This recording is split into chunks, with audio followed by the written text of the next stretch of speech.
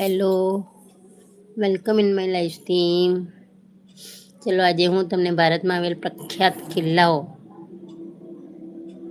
કયા છે એ તમને જણાવું. બરાબર. ચાંપાનેરનો કિલ્લો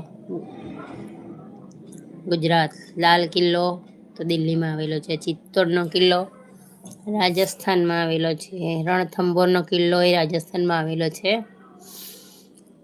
કાંગડાનો કિલ્લો હિમાચલ પ્રદેશમાં આવેલો છે. જંજીરાનો કિલ્લો મહારાષ્ટ્રમાં આવેલો છે.